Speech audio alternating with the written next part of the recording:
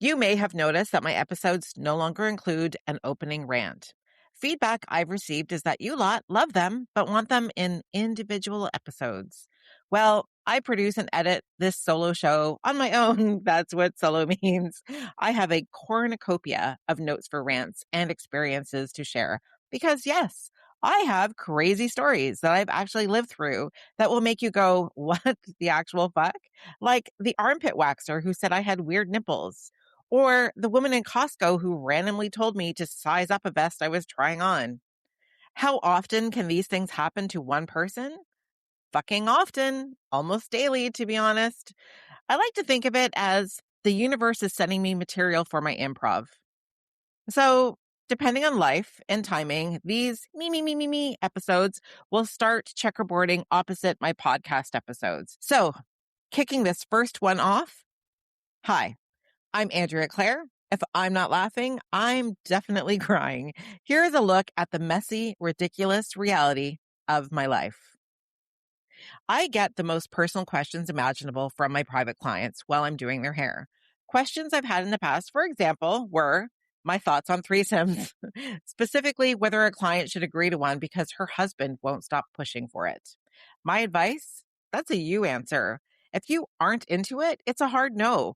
I don't judge consensual fun, but if my husband ever suggested that, I'd be packed and out the door before he finished his sentence.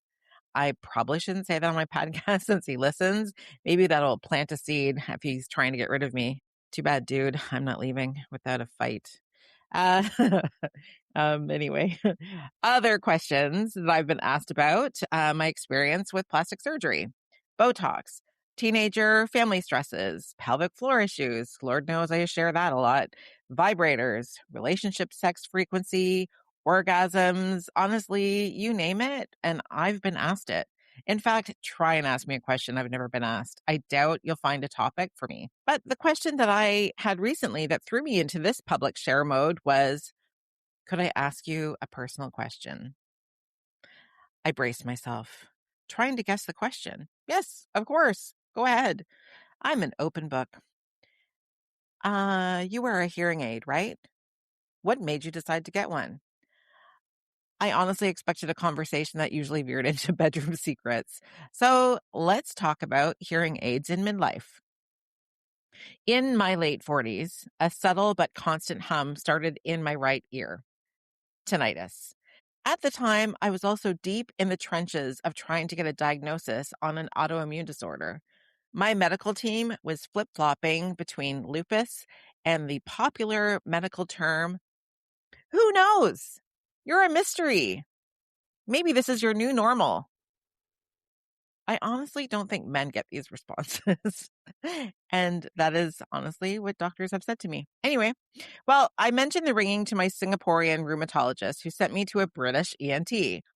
And on a side note, yes, I have tracked where my Singapore doctors were from: British, Scottish, Singaporean, Polish, and Canadian. Partly because back in Canada, I would get some flack where doctors were snarky about the Singapore medical system, which frankly is light years ahead of ours.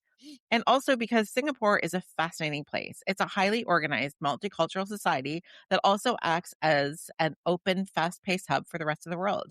I lived there for 15 years. I'm sure you've heard me speak about it. I do miss it, but I digress. The ENT did a test and laid it out. Tinnitus is a symptom of hearing loss.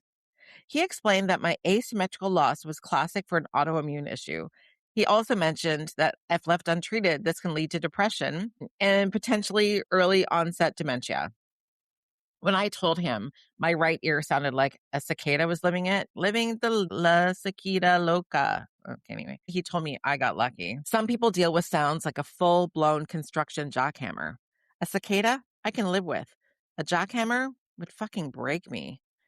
I was 49, and the news hit me like a ton of bricks. I entered a full-blown wee poor me spiral. After some research and my ENT's referral, I ended up at a place called Hearing Life. They carried a brand called Oticon, which is Danish. I'm half Danish, so I decided to take it as a cosmic sign. The sticker shock, however, as we would say in Singapore, ayo, my device there cost $7,000. When I moved back to Toronto, I discovered the same one was $2,000. My audiologist told me the cost in Korea was $10,000. There is zero consistency, and it's maddening. I was told that I would have international warranty akin to Apple and paid for the 3-year package since I was repatriating home, only to discover the global brand didn't carry their warranties country to country, so not akin to Apple. I did escalate this, and they did help me out. Anticlimactic for once. I can think of a million better ways to spend $7,000. Though, to be fair, my hearing aid has a beautiful off button for when my husband is on a mansplaining kick. Sorry, I mean, when he's sharing a lot of information in great detail. This only works if he's talking in my right ear. I can't turn off my left, unfortunately. I mean, love you, honey. The Auticon tech is cool. In a loud restaurant, I can isolate voices and dampen the chaos using an app on my phone. But the world isn't built for us, and it's not always seamless. I once asked a restaurant in West Toronto's Village for a quiet corner because I wear a hearing aid. And they shoved us into a brightly lit room, missing the restaurant's cool ambiance that felt like a staff break room. I'm sure they thought they were helping, but it felt more like, you're not important like our other guests. Then there was my flight home from India. Business class, fancy Bose headphones on, a flight attendant, hand outstretched, impatiently pushing for the return of said headphones for the descent into Toronto. While I was finishing my movie, I pointed at my hearing aid and gave him my best poor me pout. I'm so sorry. I need these to hear the movie. He rolled his eyes. Absolutely not, madam. Fuck, I'm a madam now. And not the cool madam with the whips and handcuffs. His superior stepped in, motioned his hand down, and apologized, telling me to keep them for the duration. My husband, my poor husband, he said, please don't mention me on your podcast. And let me just mention him as much as I can here. My husband was sitting there shaking his head jokingly, calling me ridiculous because he knew I'd comply and hand them in, but I'm a boundary-pushing redhead. Standard earbuds don't cut it when you need to block out ambient noise. If you're a hearing aid wearer, please tell me, how do you manage flights? Side note, on a trip to Italy in March, we were on Air France. That's a long fucking story as well, how we got onto Air France. But anyway, premium economy because apparently we're poor now. And all I had available were the in-ear headphones from the airline. I couldn't hear the movies since I had to take out my hearing aid to insert the airline headphones. I asked the flight attendant if I could use a business class set. She apologetically said they have a different connection and unfortunately don't work outside of business class, but did say I have a differently abled experience she's sharing with superiors as they need to be able to accommodate. So thank you to that. Anyway, let's circle back to the purchase process, which was its own brand of chaos. The audiologist in Singapore had laid out hot pink, blue, and black hearing aids. You work in fashion, she said. I thought you'd want something fun. I snapped. Why would I wear a fucking fashionable hearing aid? So my response may have been a bit dickish and extreme, but to be fair, I was purchasing it on my 50th birthday, and aging already has its challenges. Having to explain a hearing aid without drawing attention to my big Danish face is a feat already. I settled for soft gold, which blends in well enough to my skin tone and hair color. And please, let's discuss etiquette. If you're a stranger, don't comment on my hearing aid. I've had people I barely know say, oh my God, I just noticed you're wearing a hearing aid. Oh my God, I just realized that you're an idiot. It's often followed up with my grandmother wears one, to which I want to reply, oh, my father is an asshole too. I'll do the sarcasm translation if you don't get it. I'm calling that person an asshole, not their grandmother. I don't know their grandmother. Maybe they are an asshole. It happens.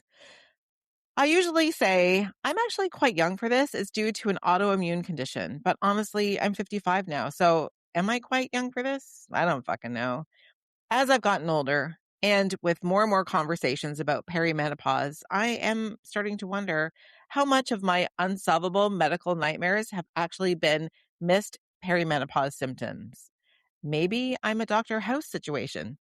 Actually, I've never watched that show, and I can't tell you how many people, after hearing my personal medical sagas, say laughing, oh, you need Dr. House. Well, we should leave that conversation about laughing at other people's medical dramas and why that's not funny to another time. Thanks for tuning in to the Fuck You 50s. If you enjoyed this episode, please take a moment to follow and rate the podcast. And we would love to connect with you on Instagram. So be sure to follow us at the Fuck You 50s. The Fuck You 50s is hosted by Andrea Claire. See you next time.